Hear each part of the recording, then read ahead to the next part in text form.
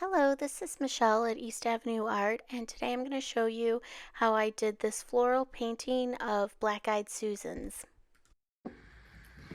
So I was at my favorite coffee shop and I noticed there were some black-eyed Susans that were in bloom outside of the coffee shop. It's so cute. And so I took some pictures because I thought, well, I might want to paint these. This one I kind of decided against because I just felt like it was a little too busy. I didn't want to paint this many, and I actually didn't really like the positioning of these dahlias. So then I took one that was maybe a little bit more overhead, but I did like that there were just a few of them in this part, but then it's obviously like this part of the picture is not very compelling. So then I opted to sort of zoom in and I squatted down for this one so I could kind of get more on their level but still have a little bit of overhead. And I kind of liked this because they're like at different angles. Like this one's kind of angled this way and this one's a little more straight up. This one's sort of more angled the other way. And I just thought it was really cool that you can see, you know, for example, this one, you really can't see the back petals because you're looking at it more sort of head on. Whereas this one, you can see the shortening of the petals in the background because of your perspective. You're like seeing that from far away, so they don't appear as long as the ones in the foreground. And then this one, I love this little like angle of this petal here. So I wanted to try to paint this one. So first I'm going to draw it, and I'm going to draw it on this Strathmore sketch pad. I cut it down because this is going to go in my Etchr sketchbook somewhere, probably right about here. So I wanted to have my sketch pad sort of down to about the size. And I'm gonna make some decisions, I think, as I paint about how to handle sort of this part of the painting. I don't love I don't love the look of some of these plants. So I think I'm gonna change that to be something more aesthetic rather than just being straight realistic. So whenever I'm doing a sketch like this, I like to just kind of place where I'm going to put objects with very sort of loose shapes. So that's why I started just with those like 4 circles to just sort of establish on the page where I wanted each one of the Black-Eyed Susans to be. And I started with the stamen in the center, and then I just sort of worked all the way around the petals. Just sketching in the petals. And I do a lot of erasing, a lot of adjusting. I had especially some tough time getting the angle right of that, I'm getting a little perfectionist there, of that leaf that's sort of, or not leaf, but petal that's sort of was behind the stamen. And those I paid particular attention to because I think that adds a little bit of like realism because you're showing the perspective. So, like I said earlier, the petals that are closer to you, you can see them in full and you can see them kind of bending in different directions, whereas the ones that are sort of peeking out from behind that stamen that's elevated with this kind of flower, you're only seeing like a little bit. And so I tried to get that just so. And I wanted to get, sort of different angles and perspectives of each of the petals and how that would look different on the front side of the plant that's like facing me versus like the sides or even the back.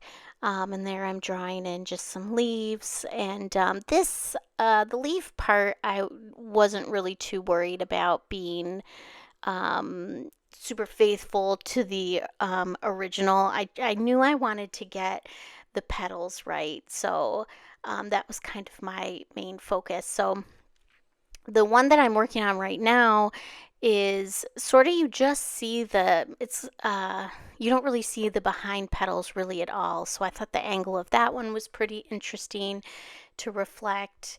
And now I'm going in with the last one. So for each one of these, I started with the stamen and then I just sort of do the petals around, staying pretty faithful to the original. I mean, some I skipped and some I just sort of like played around with differently. But um, another thing that I did is to sort of differentiate that top of the stamen that's like slightly lighter than the rest. It's almost kind of like a lighter brown. I wanted to draw that in, that little sort of oval. And depending on the angle and shape of the stamen, that was in a different location. So I kind of did that way as well.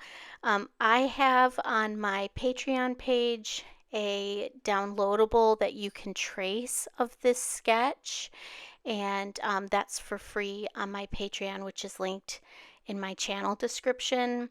If you don't want to try to sketch this out yourself, but you absolutely can. And somebody had asked me a little bit more about showing more of my process. So for sketching, so that's kind of why I'm doing this a little more detailed this time. So once I was happy with my sketch, I grabbed my tracing paper and a pen and I traced out what I drew on my sketchpad paper underneath. And I chose, sometimes I do this part in pencil, but I've been noticing when I do the transfer process between the tracing paper and my sketchbook, um, I notice sometimes when I'm doing the retracing, I miss where the lines are because it's like pencil behind pencil. So this time I was trying to use my pen so that, it would be easier to keep track of, I wouldn't lose the what I'm trying to trace because the pencil on pencil. And I actually thought this kind of worked pretty well for me this time. So I just went all the way around all four of the um, Black Eyed Susans, and I just redrew everything with my pen so it would stand out. So I skipped over the last bit because I think you get the idea.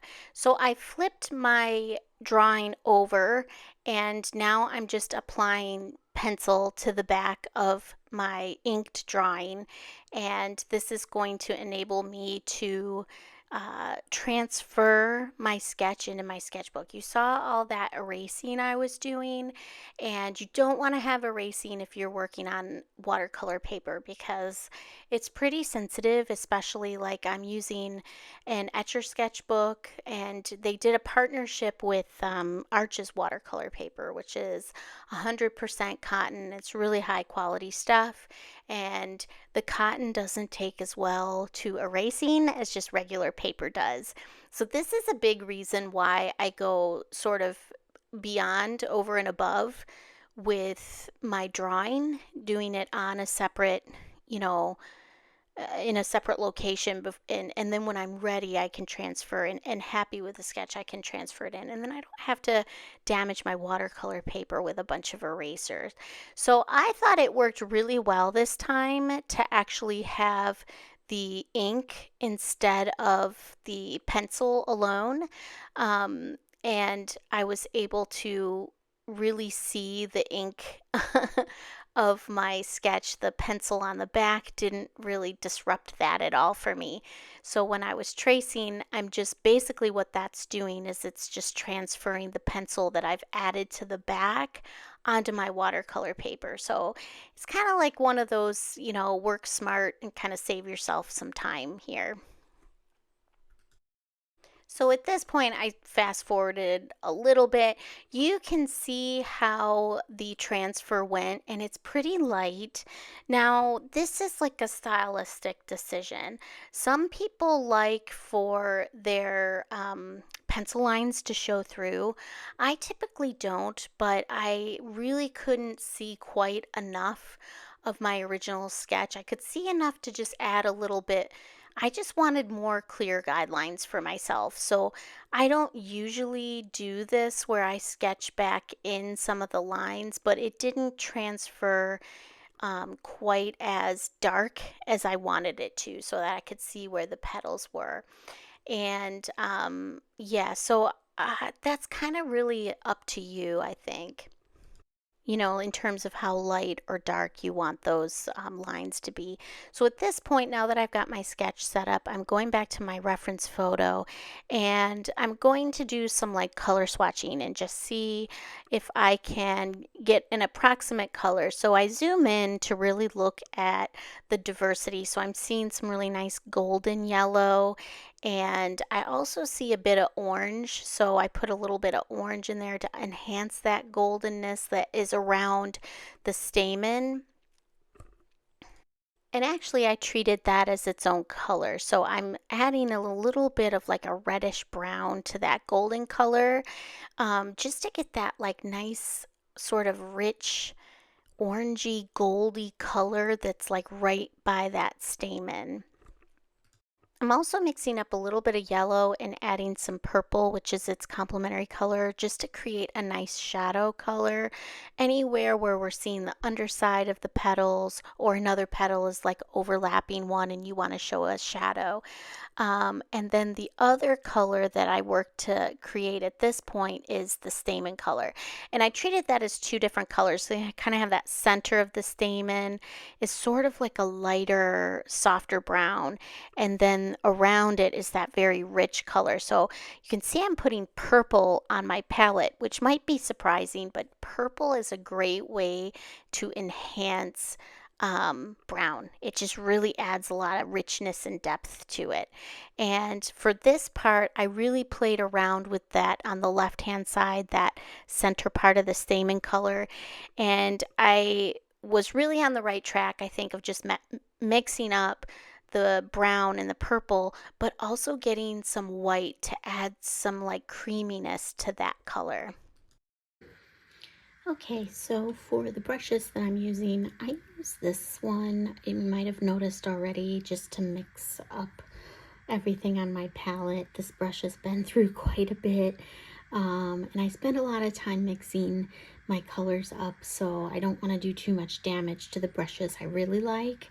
So that's what I use this one for.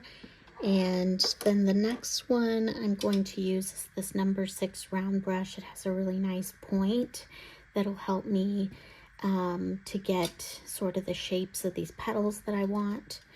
Also, I'm going to use this smaller brush to do details. And then I've got this kind of flat brush, but what I really like about it is the point on the bottom, which I'm going to use to do some of the veining in the petals and the leaves that you see. So now that I've got my brushes set up and my palette set up, I'm going to go ahead and go right into that yellow and add a little bit of pigment there and then whoops, and then flip it over with that brush that I told you about that I'm using the back side of, and I'm just sort of drawing the line like the veining on those petals for the black-eyed Susan. So and I'm doing that. I do that while it's still wet. So this is Arches watercolor paper. This will take a little while to dry. So I've got some time. And I also wanted the petals to look sort of distinct from each other. That's why I'm going sort of every other one. So I'm going to let the petal directly next to it dry before I paint the next one. So I was really trying to be pretty careful about, if I tried to paint all the petals at once, I think they'd like blur into each other and look like all one big blob. So if you let the petals dry near it, they will kind of stay distinct and look like separate petals. So that was kind of my approach for doing each one of these. I do a few of the petals, and while they're still wet, I just like lightly drag the back of my brush over the petals. Oops, a little something on there. That happens a lot when you have cats. And then that creates that nice veining for me, and you can see it already there. And that's really great because it's harder to achieve that with the brush and your hand. And so I really love that trick. If you want to get like a real fine detail line like that, it's a great trick to use. And there I go again, doing the same thing, every other petal, and then I'm gonna just add a little bit of veining to each one of those petals while they're still wet. And yeah, this is pretty easy. Like I've got, my guidelines up pretty clear for myself, but not too dark that they'll show through on the final product because I don't like that. Some people do, and I think that's, it's just a taste preference. And even as I'm painting, I'm sometimes making little adjustments just based on what I think looks good. Like I added a little bit more of a point to that last one I did. And so now all the petals on my first layer, on my first Black Eyed Susan have dried. So I'm going in now with the next set. And you can see they look pretty distinct from each other when I do it this way. So you can see, even though they're right next to each other, they're not just one big blob. You can see that they're separate petals. And I'm going to go through the whole same process again. I thought these were a fun flower to paint. They're somewhat similar to sunflowers, but they're not quite as dramatic. I mean, sunflowers have those huge stamens in the center and many more leaves. These ones almost kind of look a little like scraggly, some of them. So they seemed like kind of underdogs to the sunflowers, and I appreciated that about them. And like I said, they're blooming right now. This is the summer, it's late July as I'm filming this in Western New York. So this is when they're blooming up here.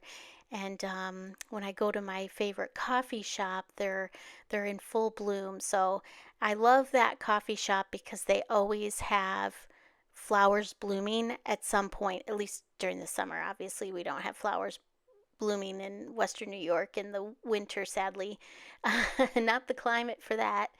But yeah, so I really enjoy that aspect of, just kind of touring around town and seeing what's in bloom. And I love when people design their gardens so that something is always blooming. My dad was great about that. And I think it just really adds to the area. I should probably just do a blooming flower of each kind of month when they're blooming at this cafe. Anyway, so I'm going in with my sort of orangey, golden orange, yellowish color that I noticed that was closer to the stamen. And so I'm going to go around onto each one of my petals and add that where I see it in my reference photo. And I think that adds like a really nice bit of depth. So one thing that you'll notice is that all of my petals have dried. If they hadn't, that color would have spread all the way wherever it was wet. So that's something to learn about painting onto already dry paint. If you want it to be a little bit softer, you can, buff it out, which is sort of what I did on that first petal. I wanted a little bit of a softer line between, that color so it didn't seem so harsh. And you can buff it out just by cleaning off your brush, but keeping it damp and then just sort of kind of rubbing with the side of your brush. And that's a really great way to sort of, smooth things out if you're working wet on a dry. And as I mentioned, the third color that I'm using on the petals is the shadow color. So anywhere where I see some shadow being cast, so I noticed that the petal on the far right there, it sort of drooped down underneath that other longer petal, and then that longer petal had sort of an underside to it. So I'm adding that shadow color to show an underside. It's giving it like a 3D vibe. And I'll do the same thing, wherever I see sort of you know, like the underside of the petal, I want that to be reflected to the viewer so you can kind of see this is actually 3D and you're seeing it from different angles. And so my shadow color achieves that for me. And I just want to apply this shadow color gingerly because it is kind of a drab color and it shouldn't be featured super, it shouldn't be a big focal point basically. At this point, I wanted to add another layer of that sort of golden orangey color underneath the stamen because I noticed just all around that stamen is where that color was at its most intense. So I'm just taking that color and I'm dabbing it in just like almost like little points, little dots. So it gives it a little bit more of a natural look because that's sort of what it looked like. Another, sorry about that, another little piece of hair. Um, but yeah, I think just giving that little like dabs here and there gave it a little sense of realism. And I'm going to let all of that dry and I'm going to re-wet my whole palette again with my little sprayer because I'm going to start mixing up some of the colors that I want for the leaves and the stem. Yeah. So I'm mixing up a few different greens and I wanted to really lighten up that one green for the stem. So I put a little bit of yellow in there and then I put a touch of red in, which red is the complementary color of green, and it just really creates this nice natural olivey looking green that I think is really appealing to look at. Green is a tough color because it can look very sort of like unnatural when it comes straight out of the tube or straight out of the palette. So I never just kind of rely on the green that comes straight out of my palette. I always have to do some mixing with multiple greens, and I typically do use red. And so now I'm kind of just adding in all of the stems. This, from what I could see in my reference photo, these were all four of these flowers were connected to kind of one big stem. So I wanted to make sure that that was reflected. And I'm again not painting this super smoothly. This is plant matter, so it shouldn't look very consistent, right? And then at this point, I'm going to go in with my creamy stamen color, that center of the stamen, and I'm making sure that I do sort of a light application. So it's pretty watered down, and actually in all three so far, you see I'm pulling a little bit up even what I had. So when I mixed up, I wanted it a little bit lighter even. So I had added water and then I even kind of pulled up a little bit on what was there. And I'm making the leaves a little bit more of a deeper green than the stem would be. And this is like fun to paint leaves. You want to use like the full bit of the brush. So I start with like very light pressure. Oh, and I'm gonna go in with the stem, the lines in the stem to, or the lines in the leaf anyway. So I start with light pressure and then I kind of wiggle my brush and I add more pressure in the center and then I stop and put a little bit of lighter pressure at the end. And that's how I'm able to get the point at the beginning and the end, but like a little bit thicker. So see how I did that? Light pressure, heavier pressure, light pressure. And this one I'm just kind of painting in, I guess. I wanted to make sure I got it around because this one's like in front of the stem. And so again, I'm using that same process that I used on the petals. Is I wanted to make sure that you can see those lines on the leaves. The veining, that's the word I'm looking for, the veining on the leaves. That's what I'm achieving with the back of my paintbrush there. And so I'm just in this part, just adding leaves as I go. And I don't have any like set rule. I didn't follow the reference photo too much for this because I didn't really like how the greenery looked around it. And yeah, it just didn't really work for me. And then this one also, I think I painted it as like behind the stem. Uh, so yeah, I'm just dropping in a little bit more color, yeah. So I didn't really follow my usual, but I wanted to make sure I had loaded this up with pigment so that you can differentiate between the stem of the flower and the leaf color. And yeah, I think that looks nice.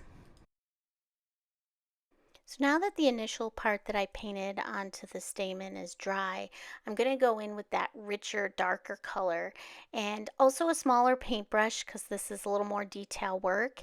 And you can see I'm just trying to dot around that stamen and around that sort of lighter color.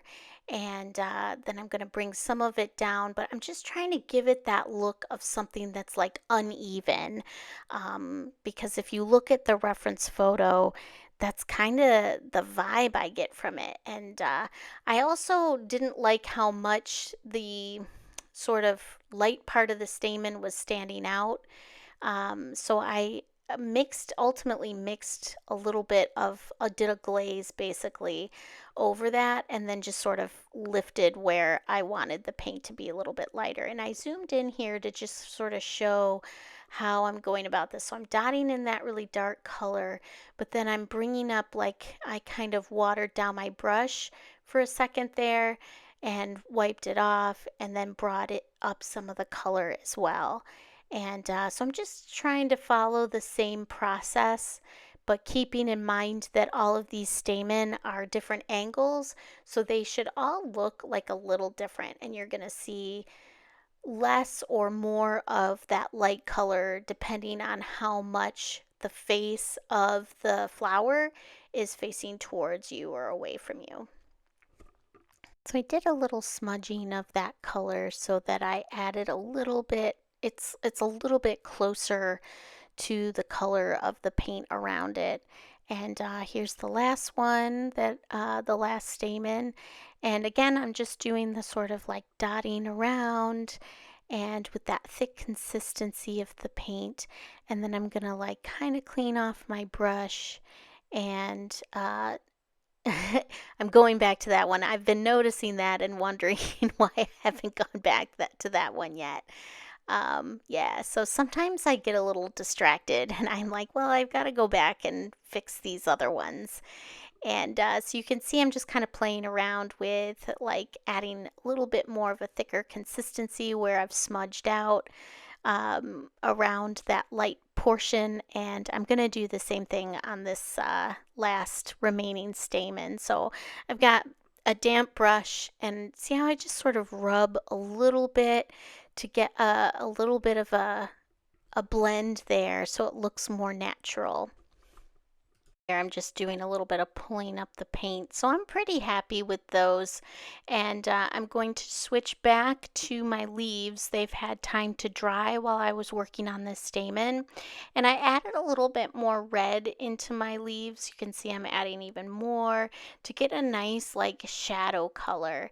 And I'm going to use this shadow color on the areas where you'd see a little bit of shadow. So for example, where the stem is a little bit blocking out the leaf, you'd see some shadow. You'd see some shadow under some of those petals. You know, anywhere where it would be logical for there to be a little bit of a shadow, either from the flowers themselves or from the other, you know, the stem, or just even, you know, places like considering the angle of the leaves. So I think that adds a little bit of like realism there. And then I just did a little bit of veining and a little bit of like a shadow on sort of the sides of my stem too, and like areas where there's like joining. There we go, there where it's like kind of branching off. I did some like, yeah, a little bit of shadow there. And I think that you could leave this painting as it is and it would be really cool. I decided to paint in a background. And so I think, you know, this can stay as it is and it'd be great. But I decided that I wanted to do a background to my painting. So I'm going to speed up and show you how I did that. So this one I think is really entirely up to you. I decided I just was playing around, so I sped this way up, but I went in with like all these different kind of greens. So like bright green at the top, and then I wanted to go in with like a darker green sort of around the flowers and the stems. And to get that darker green, I actually mixed in a little bit of indigo and blue. So it was almost kind of like this really deep green, but then some sometimes I was like, maybe that's too dark. So you could see me lifting and just like adding in the color. So I just hopped around and did this. And you can see I was like changing. I didn't start with like a clear set plan. So I think this is like a fun way to play around with like wet into wet, creating color blooms, creating color bleeds with like different colors. Like I'm got a base of green, but then I'm dropping in some indigo and some blue so that you just get this really sort of pretty and unique background. And then I kind of like will swirl the paint around. Sometimes I lifted a little bit of paint, but this ultimately was my final sort of version of it. And I was pretty happy. I thought it ended up pretty, but I also think it could just be left as it was. So if you enjoyed that, please hit like and subscribe. And thank you so much for watching.